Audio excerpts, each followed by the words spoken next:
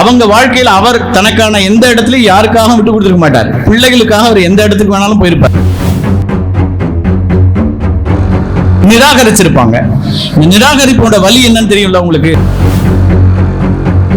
ஒரு பட்டுப்படவை வாங்கி கொடுக்கறதுங்கிறது ஒரு சாதாரண விஷயமா நமக்கு தோணலாம். அது அப்படி சாதாரண இல்ல.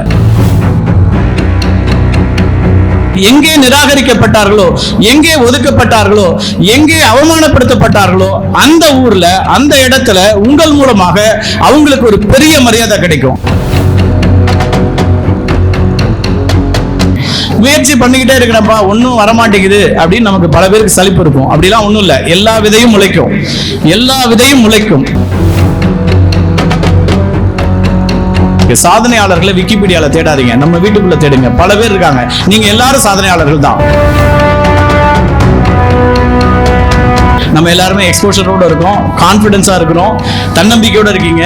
ரொம்ப அழகான ஒரு தலைமுறை. எனக்கு அப்படிலாம் இல்லை.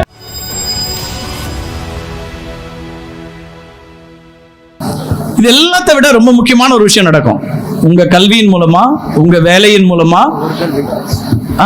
கேளுங்க. சார், என் பேர் என் சரண்யா. நான் ஃபர்ஸ்ட் MA தமிழ் படிக்கிறேன். எங்க அப்பா அம்மா 2 பேருமே கை நாட்டு தாங்க சார். அவங்களோட ஆசை என்னன்னா, நீ நல்லா படிச்சு ஒரு கவர்மெண்ட் ஜாபுக்கு போகணும் அப்படின்றது அவங்களோட ஆசை. என்னோட ஆசை என்னன்னா, முதல் மாச சம்பளத்துல எங்க தாயிட்ட கொடுத்து அவங்கள்ட்ட ஆசீர்வாதம் வாங்குறது என்னோட பெரிய கனவு. சிறப்புமா, நடக்கும், உடனே நடக்கட்டும். இன்னும் நிறைய உயரங்கள் அடையுங்க. உங்க பெற்றோர்லாம் ஆக்சுவலி பிளஸ்டு. நம்ம பொதுவாக சில்ட்ரனை பிளஸ்டு சில்ட்ரன் சொல்லுவோம். இப்படி ரொம்ப அன்பா இருக்கக்கூடிய குழந்தைகளை பெற்றிருக்கக்கூடிய பெற்றோர்கள் நிச்சயமா வரம் பெற்றவர்கள் தான் சொல்லணும், மாற்று கருத்துல. உங்க கல்வி மூலமா, உங்க வேலை மூலமா, உங்களுக்கு கிடைக்கக்கூடிய சம்பளம் மூலமா இது எல்லாத்தையும் நீங்க சாத்தியப்படுத்துவீங்க உறுதியா. இதெல்லாம் கடந்து இன்னொரு முக்கியமான அம்சம் உங்க பெற்றோருக்கு கிடைக்கும். பலரும் நம்ம இன்னைக்கு முதல் தலைமுறை பட்டதாரிகள்.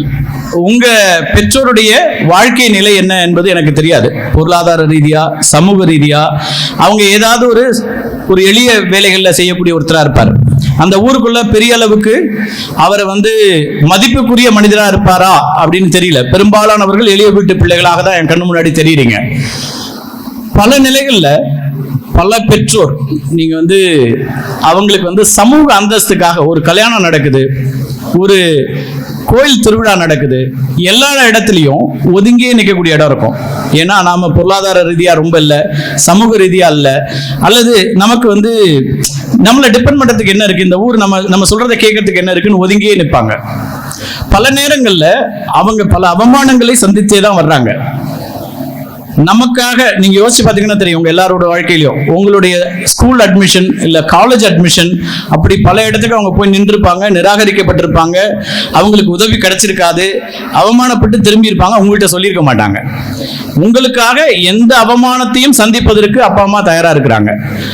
அவங்க வாழ்க்கையில் அவர் தனக்கான எந்த இடத்துலயும் யாருக்காகவும் விட்டு கொடுத்துருக்க மாட்டார். பிள்ளைகளுக்காக அவர் எந்த இடத்துக்கு வேணாலும் போயிருப்பார்.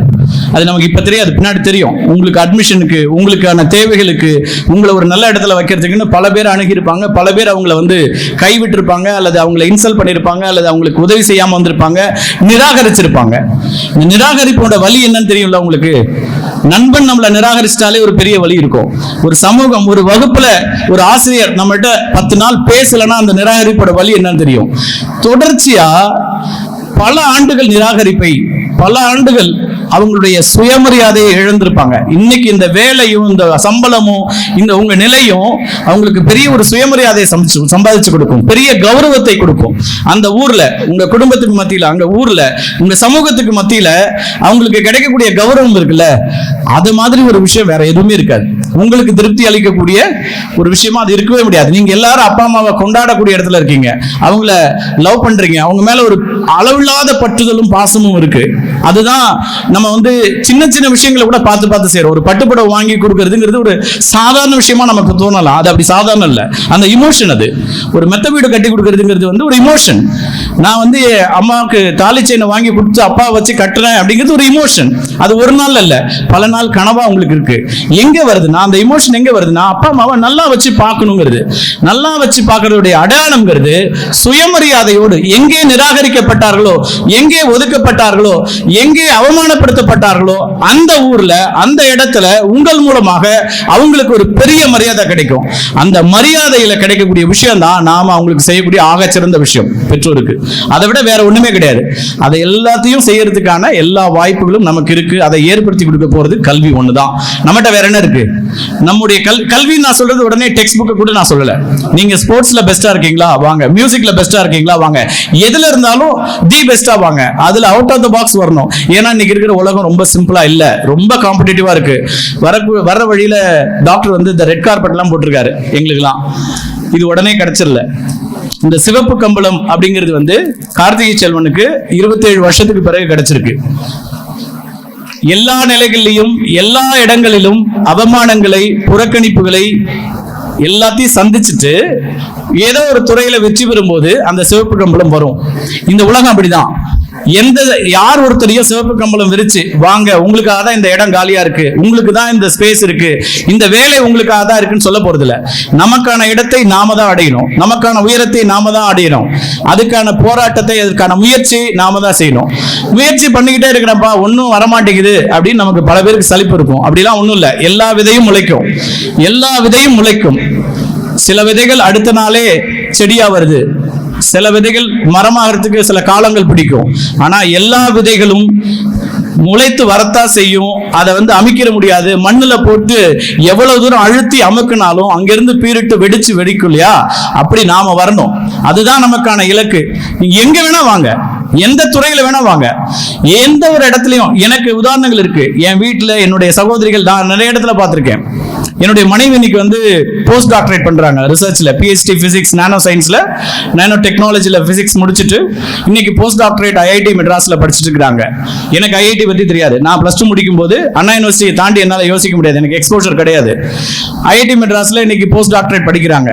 அவங்க கல்லூரிக்கு போவதற்கு பல இடங்கள்ல பல நேரங்கள்ல என்னுடைய ஃபாதர்ல போய் பலரை பார்த்திருக்காரு. எனக்கு பல அனுபவங்கள் இருக்கு. நான் அதெல்லாம் பல மேடைகள்ல சொல்லியிருக்கேன், நிராகரிக்கப்பட்ட அனுபவங்கள்லாம், அது வேற. ஆனா அப்போது உதவி செய்யாத யாரும், பல பேராசிரியர்கள் அவங்க ஐஐடிக்கு போன பிறகு, ரிசர்ச்சுக்கு போன பிறகு, இன்னைக்கு தன்னுடைய பிள்ளைகளுக்காக யார் நிராகரிச்சாங்களோ, எந்த பேராசிரியர் இதெல்லாம் உங்களுக்கு அவசியமா, இதெல்லாம் அதிகப்படியானதாச்சே, 12ஆம் கிளாஸோட போதும், படிக்க வைக்க வேணாம் அப்படின்னு சொன்னவங்கெல்லாம் அவங்களுடைய குழந்தைகளுக்கோ தெரிஞ்சவங்களுக்கோ இன்னைக்கு என் மாமனாட்ட வந்து ரெக்கமெண்டேஷன் வர்றாங்க. பொண்ணுகிட்ட சொல்லி ஏதாவது வாய்ப்பு ஏற்படுத்த முடியுமா பாருங்கன்றாங்க. இதை விட அவருக்கு வேற என்ன பெருமை இருக்க முடியும், இருந்திருக்க முடியும்? இன்னைக்கு அவர் இல்ல என்னோட, he passed away. பட் அவர் ரொம்ப நெகிழ்ச்சியா சொன்ன ஒரு விஷயம் அது. மயிலாடுதுறையில் இந்த கல்லூரிக்கு போனாங்க, இதுக்காக அட்மிஷனுக்கு நான் போனாங்க, இவ்வளோலாம் கஷ்டப்பட்டேன் பொண்ணை படிக்க வைக்கிறதுக்கு. இன்னைக்கு அதே ப்ரொஃபஸர் வந்து மெட்ராஸ் ஐஐடிக்கான என்ட்ரன்ஸ்க்கோ அல்லது போஸ்ட் டாக்டரேட்டுக்கோ அல்லது ஒரு தீசிஸ்க்காக வந்து நம்மகிட்ட பாப்பாட்ட சொல்ல முடியுமான்னு கேட்குறாங்க. எனக்கு வந்து என் பொண்ணு இதை விட வேற என்ன செய்ய முடியும்னாரு. இது ஒரு உதாரணம், சின்ன உதாரணம். பல வீடுகளில் இது நடந்துட்டு இருக்கு. சாதனையாளர்களை விக்கிபீடியால தேடாதீங்க, நம்ம வீட்டுக்குள்ள தேடுங்க. பல பேர் இருக்காங்க. நீங்க எல்லாரும் சாதனையாளர்கள் தான், நீங்க எல்லாரும் சாதனையாளர்கள். நான் வந்து தமிழ் வழியில தான் படித்தேன். உங்களை மாதிரி உங்களில் ஒருத்தன் தான் இங்கே வந்து நிற்கிற. தமிழ் வழியில அரசு உதவி பெறும் பள்ளியில அப்படிதான் படிச்சுட்டு வந்தோம். எந்த இடத்துலையும் நமக்காக யாரும் அப்படி வந்து வாப்பா உனக்கு தான் இந்த ஸ்பேஸ் இருக்கு போய் எடுத்துக்க அப்படிலாம் சொல்லிடல. நிறைய இடத்துல நிராகரிப்புகள் இருந்துச்சு. கல்லூரியில வந்து லயலா கல்லூரியில மெட்ராஸ்ல உங்க எல்லாருக்கும் தெரியும், ஆக சிறந்த ஒரு கல்லூரி. நமக்கு வந்து இடம் கிடைக்கும் அப்படின்னு பார்த்தா அங்க போய் பெரிய பிரம்மாண்டமான ஒரு கட்டடம், அந்த சூழல் அதெல்லாம் வந்து ரொம்ப மிரட்சியாக்குச்சு. 12ஆம் கிளாஸ் முடிச்சுட்டு முதல் முறையா சென்னைக்கு ஒருத்தன் போனான்னா நீங்க அதை அப்ப 90கள்ல, இன்னைக்கு இல்லை, இன்னைக்கு எல்லாம் உலகம் கையில இருக்குது. நம்ம எல்லாருமே எக்ஸ்போஷரோட இருக்கோம், கான்பிடன்ஸா இருக்கிறோம், தன்னம்பிக்கையோட இருக்கீங்க. ரொம்ப அழகான ஒரு தலைமுறை. எனக்கு அப்படிலாம் இல்லை. முதல் முறை போகும்போது சென்னையை பார்த்த உடனே அப்படியே தொண்டையெல்லாம் ஒரு மாதிரி, என்னடா அது ஒரு பேரிரைச்சலா இருக்கு, எல்லாம் ஒரு மாதிரி பயமுறுத்துற மனிதர்களா இருக்காங்க அப்படின்னு நினைச்சிட்டு போன ஒரு ஊரு. லயலா கல்லூரியில இடம் கிடைக்கல. நம்ம கேட்ட கோர்ஸுக்கெல்லாம் இல்ல தம்பி, நீ வேணா ஜுவாலஜி அதோ ஒன்று ஜாயின் பண்ணிக்கன்னாங்க. அப்படி அந்த காட்சிகள் ஒன்று வரும். அப்படி திருப்பி அந்த பெரிய கட்டடங்களை பார்த்துட்டு சரி அந்த இயலாமையில வெளியில வருவோம்ல, இன்னொரு 10 மார்க் எடுத்துக்கலாமா? இப்போ 82% எடுத்திருந்தேன். 1000 மார்க்ஸ்லாம் இப்போ ஓரளவுக்கு ரீசனபிளா குட் மார்க்ஸ் தான். நான் ஒரு 932 தான் ரீச் பண்ணேன். வந்தாச்சு திருப்பி. அதுக்கு பிறகு சேம் சினாரியோ அண்ணா பல்கலைக்கழகத்தில் மேனேஜ்மெண்ட் கோட்டால கீழக்கரையில் இருக்கிற ஒரு இன்ஜினியரிங் காலேஜுக்கு கிடைக்குது. 32,000 கட்டணும் வருஷத்துக்கு. அன்னைக்கு வந்து 32,000 இன்னையோட மதிப்புல 3 லட்சம். அவ்வளவுதான் வேண்டாம்னு சொல்லிட்டு வந்துட்டேன். அப்பாவோட வர்ற வெளியில அவர் ரொம்ப ஆறுதலான, ரொம்ப நம்பிக்கையான, ரொம்ப நண்பராக இருந்த ஒரு அப்பா. அவரும் இப்ப இல்ல, 2000 இறந்துட்டாரு. ரொம்ப பெரிய அளவுக்கு எனக்கு கான்ஃபிடன்ஸும் சப்போர்ட் எல்லாம் கொடுத்தாங்க. உங்கள பல பேருக்கு அப்படி கிடைக்குமான்னு கூட தெரியல எனக்கு. ஆனா என்ன உடஞ்சு போகாம அவரு கூட்டிட்டு வந்தாரு. இதெல்லாம் ஒண்ணும் இல்ல தம்பி, பாத்துக்கலாம் அப்படின்னாரு. அங்கேருந்து வரும்போது கண்ணெல்லாம் அப்படியே கலங்கி, என்னடா அது அண்ணா யூனிவர்சிட்டியில கூட இருக்க எல்லா நண்பர்களுக்கும் இன்ஜினியரிங் சீட் கிடைச்சிச்சு, நாம கொஞ்சம் ப்ராப்பரா படிச்சிருக்கலாமோ அப்படின்னு எல்லா ரியலைசேஷனும் பின்னாடி தானே வரும் அப்படின்னு நினைச்சிட்டு வெளியில வந்துட்டோம். அப்படி பல கல்லூரிகள், நான் இப்போ 2-3 தான் சொல்றேன். அதுக்கு பிறகு ஒரு அப்படி டவுன் த லைன் ஒரு 10 இயர்ஸ்க்கு அப்புறம் நம்ம எல்லாம் படிச்சு முடிச்சுட்டு வேலைக்கெல்லாம் போயிட்டு 2005 நம்ம வந்து 93 வந்து 92 லைலா கல்லூரியில அந்த கண்ணீர் நிறைந்த காட்சிகள் சொன்னல, அந்த காட்சி நடந்தது. அதே தான் அண்ணா பல்கலைக்கழகத்திலையும் நடந்துச்சு. அப்புறம் ஒரு 12 வருஷம் லைலா கல்லூரியில விஸ்காம் டிபார்ட்மெண்ட்டுக்கு ஒரு அட்மிஷன்ஸ் ரொம்ப டஃப். லைலா கல்லூரியோட 2 கோர்ஸுக்கு இடம் கிடைக்காது, காமர்ஸ்க்கும் விஸ்காமுக்கும் கிடைக்காது. பெரிய ப்ரொஃபஷனல் கோர்ஸ், டாக்டர் சீட் கிடைக்கிற மாதிரி அது.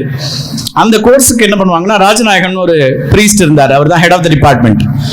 அவர் ஒரு நல்ல ஒரு இது வச்சிருந்தார் பிராக்டிஸ்.